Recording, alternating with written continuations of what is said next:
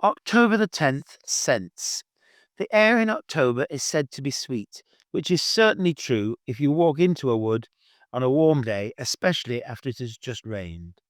Then that quintessential autumn scent referred to as the sweet smell of decay is all pervasive. Gone now are the thick, heavy smells of winter plants, as well as the highly floral and spicy scents of spring and summer. Quite a number of flowers can still be seen across the landscape. However, they are largely bedraggled, possibly water-sodden, or running to fruit, and as such will be producing little or no scent.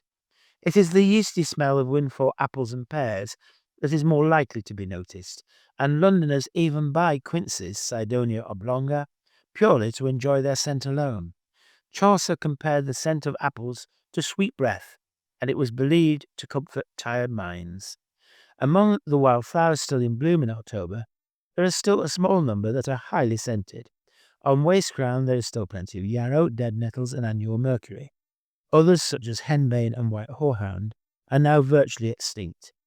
Henbane, with its famous smell of dead rats, was thought to induce coma-like sleep, and a distilled liquid made from white horehound was used to cure coughs, and said to have an eastern fragrance. Hoary plantain, still common enough on the North Downs, was distilled to produce a popular musk-scented oil. However, in woods there are far fewer flowers to enjoy, except perhaps honeysuckle, and on heath there is always the ever-present gorse. Gardens, as you might expect, have a richer complement of scents. October would have been a time in the past when many scented leaves were gathered to be dried and then used for nosegays, potpourris, or strewing herbs. Herb gardens were a particularly rich source of these leaves, where winter savory and one or two others would still be in flower. The pungent smell produced by winter savory's dried leaves, when trodden upon, was said to rival both lavender and fennel. Elsewhere in gardens, climbers such as honeysuckle and jasmine flowers are still scented, as well as some of the late repeat flowering roses. Geranium and pelargonium leaves still offer a range of spicy scents, and salvias are an equally wide range of fruity scents. Among the shrubs, Deutzia, Buddleia, and Ceanothus may also still be holding on to some fragrant flowers. Some of the smaller cyclamen have a very light, sweet scent. The increasingly popular New Zealand cabbage, palm, Cordyline australis, may well still be in full flower. Its flowers are often too high up to enjoy their heavy, sweet smell, but its ginger-scented roots, eaten by the Maoris, are more accessible. The spicy-scented roots of our own native Ploughman spikenard, Inula coniza, when it was more common, would have been also dug up at this time of year and either hung up or burned on fires to scent musty rooms, especially in alehouses. Putting flowers and roots to one side, the most interesting and unexpected scents of the month are to be found among the wild fungi. Most when brought to our nose have the typical mushroomy smell, but other very common scents are flower, almond, musk, rancid, and fetid.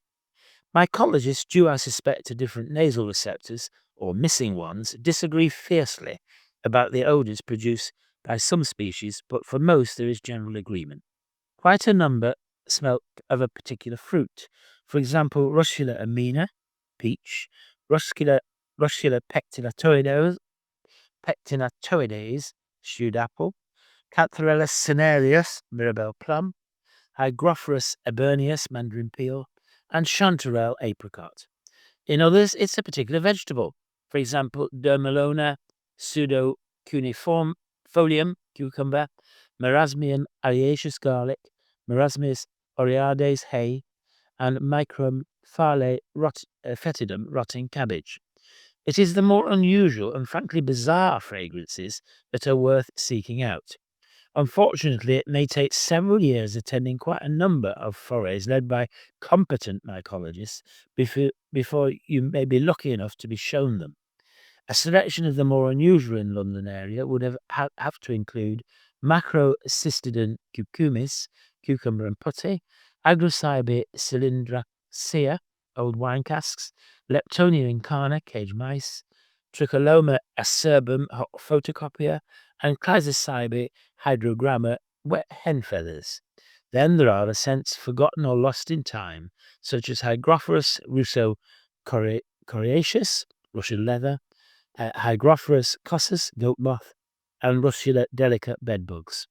There are also those that smell of gases. For example, Lepiota buchnalii, coal gas, and young magpies, Coprinus picacius, naphthalene. Even the unpleasant scents seem exaggerated in fungi. For example, Hydrocybe latus, burning rubber, Camerophyllopsis fetens, dog feces, as well as the notorious foul-smelling common and dog stinkhorns, Phallus impudicus and Mephinus caninus. The opposite of these are the particularly attractive scents. For example, Lepista irana, which is variously described as violets, orange blossom, or even eau de cologne. More reliable are Hydrocybe russo coriaceus, sandalwood, and Russula lepida, cedar, the two scents so sought after by lovers of fine claret.